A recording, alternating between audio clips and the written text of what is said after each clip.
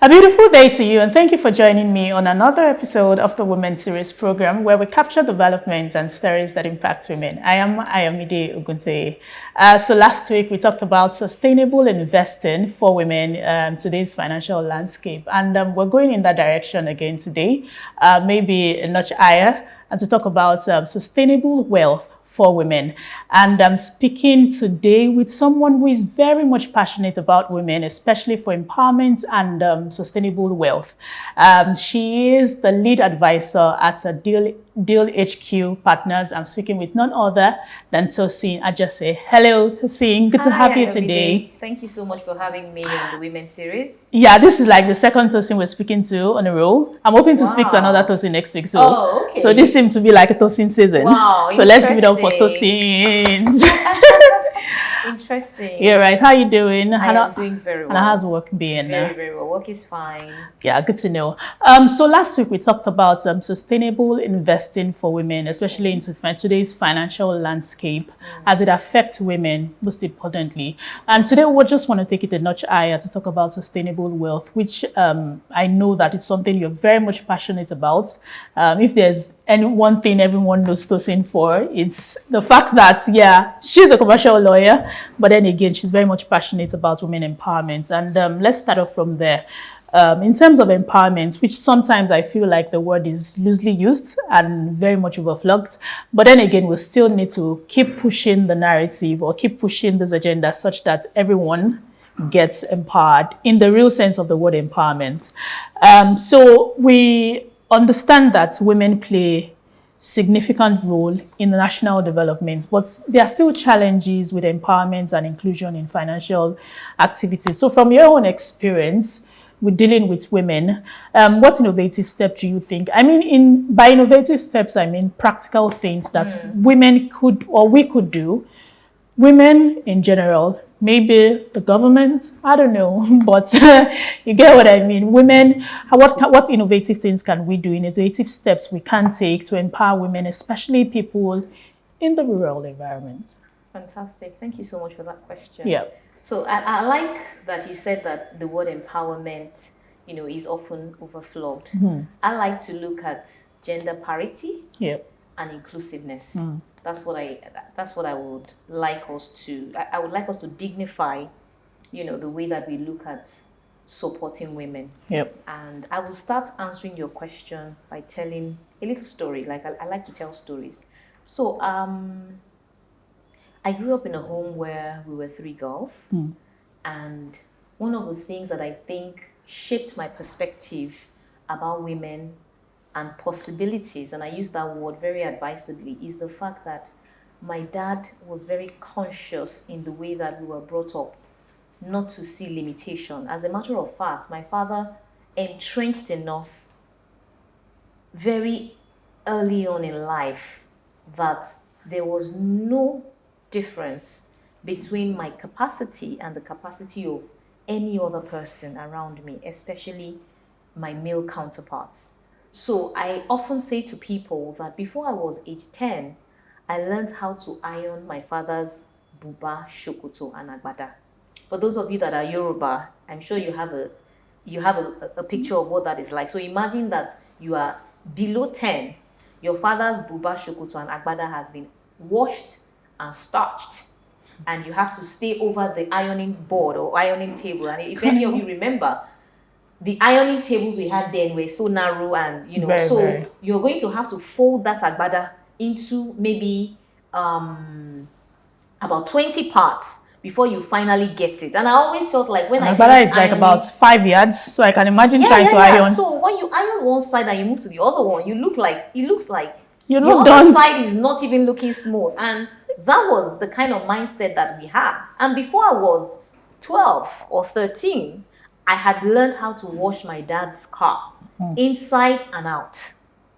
So my dad did not allow any excuses, and he did not allow us feel like there was anything different. So I never considered my humanity as a disadvantage. I didn't even see it because there was nothing. I was not a baby girl. I was not brought up to be a baby girl at all. There was nothing, absolutely nothing that my male counterparts could do that I couldn't. let me humor you. When we were on holidays, my dad used to sell building materials. I'm writing a book now, and I've been writing stories about, counting down to 40 and just putting out a few things on social media. And a lot of people have been giving very phenomenal feedback when I talk about some of the experiences I had as a child. I remember how my dad, while I was in primary school, when we're on holidays, he just comes and says, you are not going to sit at home. You are going to go with me to work. You need to know where the money that pays your fees comes from and all of that. And my dad used to sell building materials in, I think, Agidingbi or something. I can't really remember. And he would take us very early in the morning. And when we got there, we had to help them set up the shop. So you will see my little, and those building less materials are than not 10-year-old self dragging buckets of paint. They would load them on top of each other just to create this fancy illusion of a very nice aesthetics. Yeah, exactly. And I would do that for the first 2 hours in the morning. So I don't know. I mean, some people will call it child labor in today's parlance. Definitely. But definitely. those were some of the things that I look back now and I think framed me. I'm blinded to limitation, especially gender-based limitation. I don't have gender lenses. So sometimes when I look at things, we were brought up to just get up, go. If something needs to be done, you just do it. You don't wait for anybody.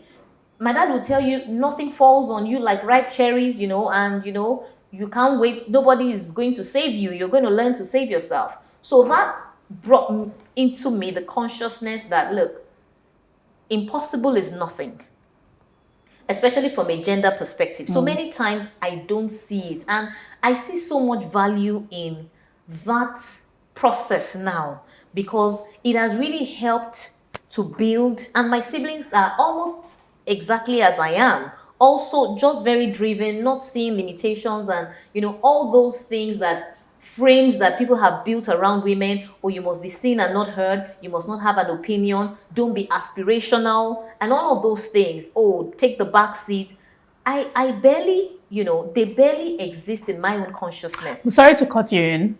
There is this. So I've heard people say that sometimes we as women are the ones pushing the narrative that there are certain barriers or certain limitations, and we're still amplifying all of those things and not doing things to correct whatever narrative it is. But then again, some people are also of the notion, just like you were saying, that they didn't grow up like that. So where are this narrative coming from? Many of these biases exist. They must be acknowledged. But one of the reasons why I told that story is because sometimes what is ingrained in your subconscious determines how you respond to things.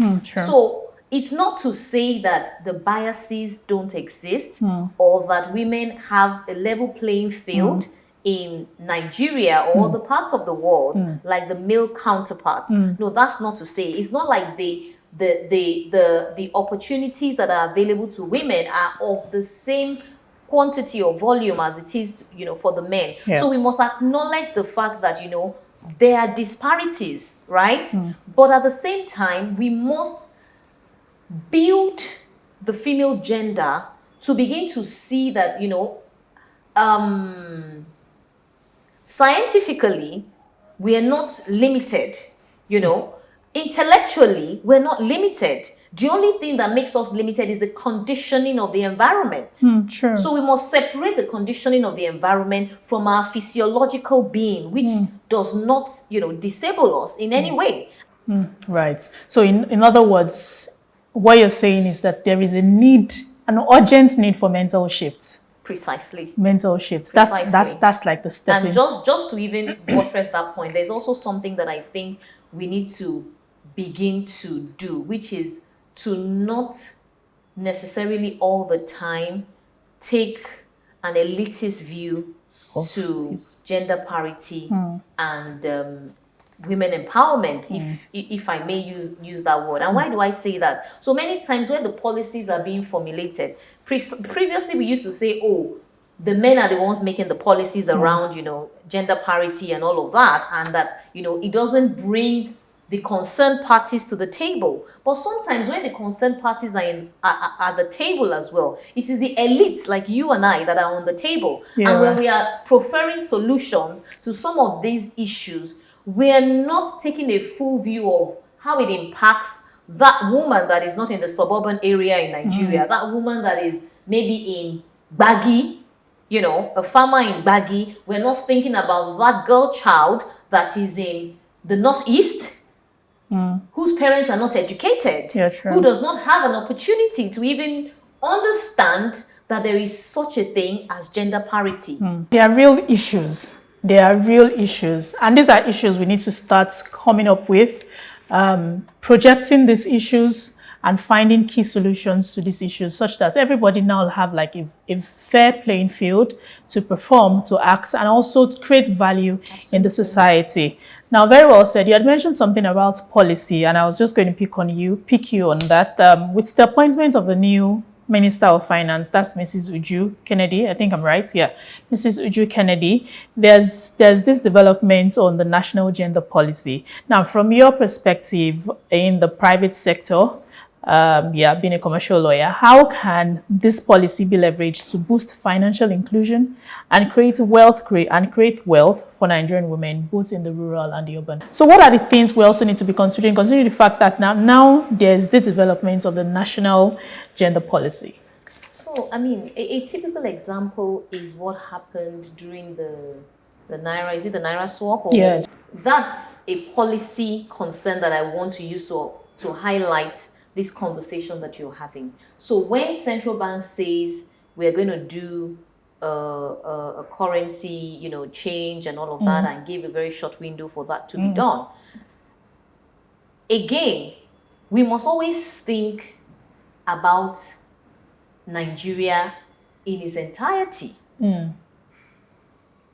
More than 75% of Nigerians are not in suburban areas.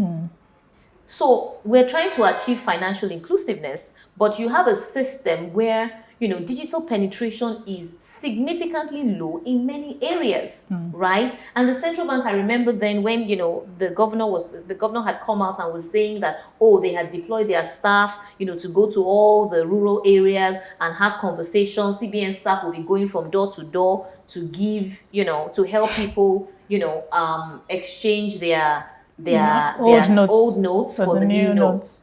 Sometimes the impracticality of it is what begins to make you realize that our policy formulation does not take an inclusive approach. Now, this is not even necessarily about women. It's also about those that are not financially included sometimes. Yeah. And so sometimes when we're talking parity, it's not even just gender parity. It is parity for people that don't have a seat at the table. So policy must be inclusive, must think of the impact of that action or government decision on every single Nigerian. I remember once I was coming back from, I think, Abeokuta, and we had to go, my husband likes to just stop by the roadside and patronize some of these women. And we did that. And I remember that the woman, we were going to buy something from this woman that was about maybe 30,000 naira or so. And we wanted to do a transfer to her. And she said no, she doesn't want to transfer. She wants cash. She was willing to offer us 20% discount just on to get the cash. On the purchase, just to incentivize us to give her cash. So, I mean, that made me understand that, this woman would rather lose out on her profits than take the chance to, do a transaction where there's no assurance that she will get her cash. So, I mean, it just made me begin to, take a broad view. So imagine how much losses these women that are in those areas had to deal with, just on account of the cash crunch. So for me, policy is about inclusiveness. It's about putting yourself in the shoes of the weakest link in society. Whether that weakest link is a girl child somewhere, whether it is a child that is physically challenged somewhere, whether it is a woman that is not empowered, whether it is a man that is physically challenged somewhere, putting yourself in a position of that person and trying to understand how that turn of events is going to affect that person. So I'm really looking forward to the time when all of us concertedly begin to take approaches that are not necessarily elitist in the way that we do things. So for instance, private sector, when we say that we are doing CSR or any kind of empowerment, what are we really looking to achieve? What is the indices we use to measure or determine the impact? Are we just taking an elitist approach to, oh, we're going to support the schools that are in our immediate community, many of whose children that attend are already, a bit empowered? Do we go back to our, our villages and say, okay, what can we do here? What are the needs here?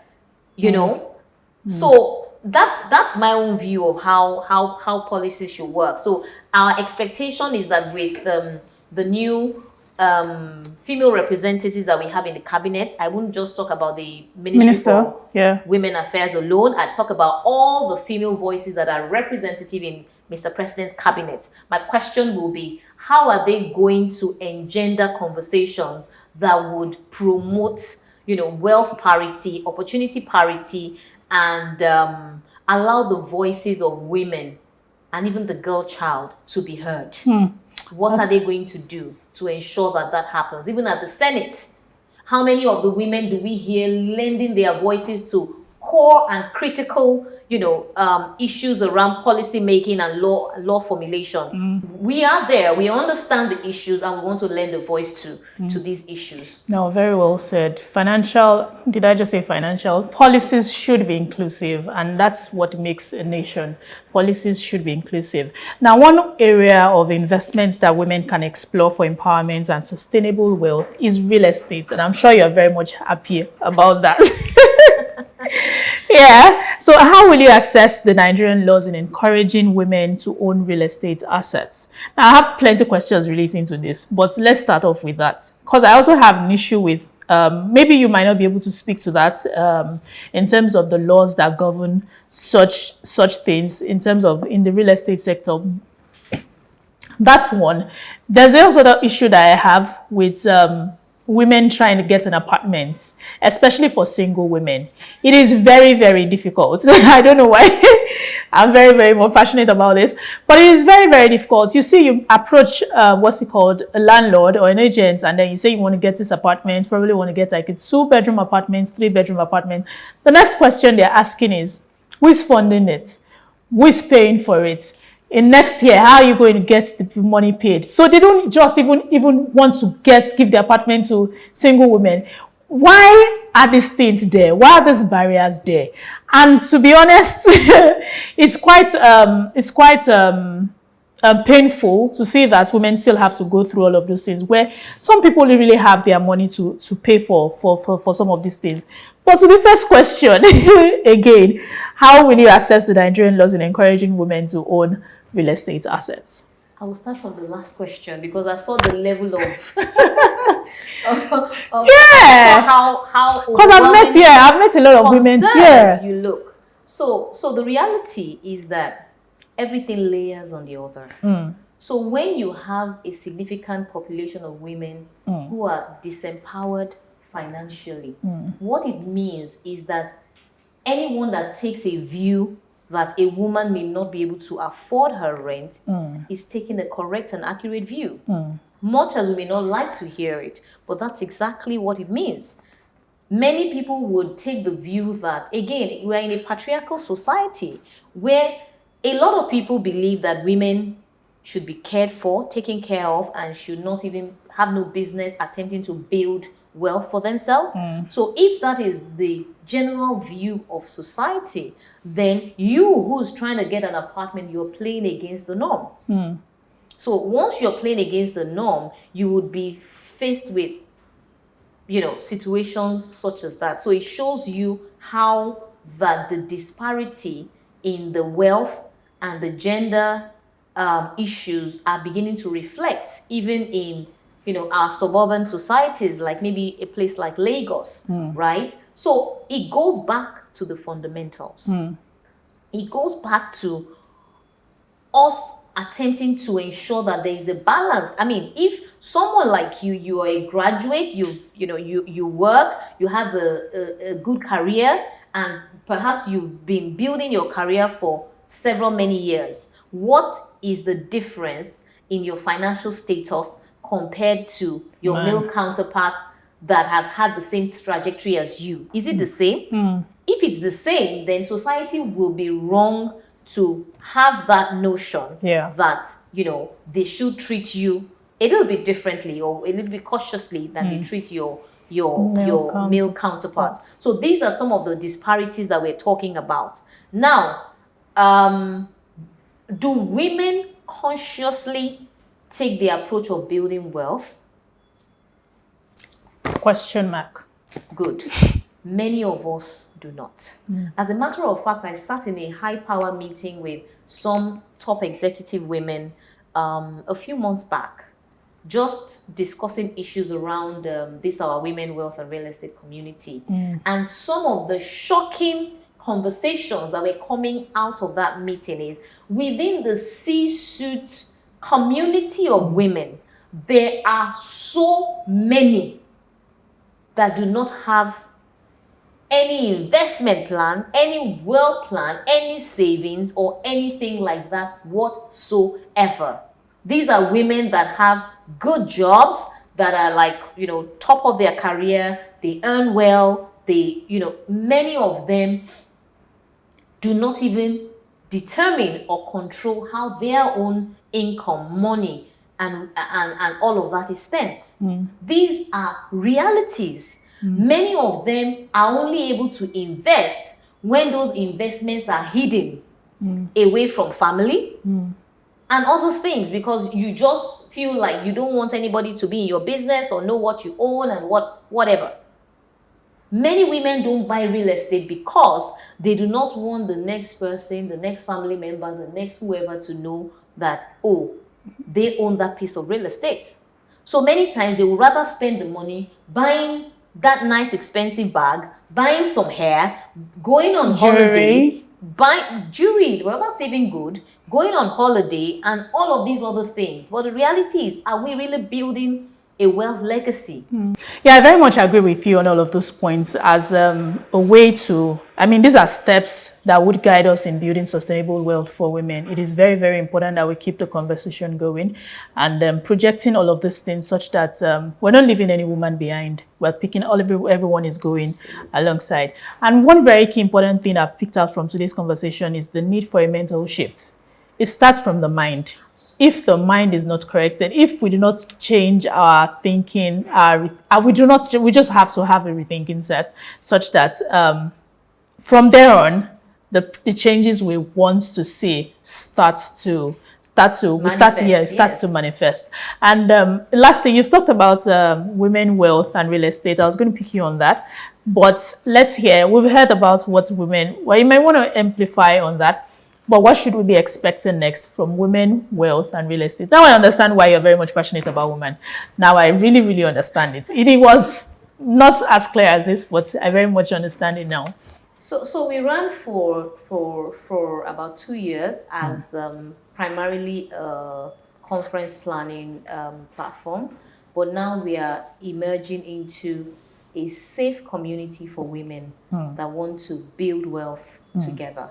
So what you can be expecting from us is that immediately women are able to join our community where we have seasoned women that are available and willing to tell their authentic stories to support other women as they journey through life and remain conscious about building wealth, especially through real estate. So we have platforms where we share information, newsletters on a monthly basis. We also have physical hangout events that would happen. And then we have our webinars that would continue to throw light on all the areas where, you know, we're trying to unearth biases that keep women from, you know, from pursuing, you know, their journey to wealth. And most importantly, we prospect opportunities for women. We go to the financial institutions, the developers, and we negotiate massive discounts for women on opportunities that are available in the market. So if you're a woman and you're not a member of the WWR community, I don't know what you're waiting for. We would definitely love to have you as one of us. We will keep, you know, building this narrative. We are a community of women that have determined that we are going to change the way that women are seen in Africa. We are going to keep building the narrative. And this trend that we are seeing in China and in Asia, where women are taking control of enterprise and building massive institutions that are supporting women, supporting the economy of their countries and the continent at large. This is what we want to see in Africa, and we are well on the way to achieving that. Well said. Now, these are practical steps in sustainable. So it is not just a conversation. It is just talk. She's also doing. So it is not a function of we're just having this conversation. You can see it reflecting in our glory, in all our glory. Yeah. So if you're not joining the WWR community, I don't know exactly what you're doing, and you really, really want to build your wealth. So here, we've had the conversation today. You clearly heard it from R. The most important thing, or the first step, is for mental shift. Now, the second is when we have that mental shift, definitely we'll see the change we want in our society. We are the change we want. We are the change. So we are the ones that are going to manifest that change, to see that change happen. Thank you very much for having this conversation with me. It was great speaking with you. It's been my awesome pleasure. Thank you so much for having me. Thank you very much. Thank you. And on that note, we end today's conversation on Women's Series. I hope you've learned one thing or two. You definitely must have learned one thing or two. If you are not learning, I don't know exactly what you're doing. So you probably want to watch again to pick out one thing for yourself. And most importantly, in creating wealth for yourself, you have to be intentional about it and do something about it for yourself.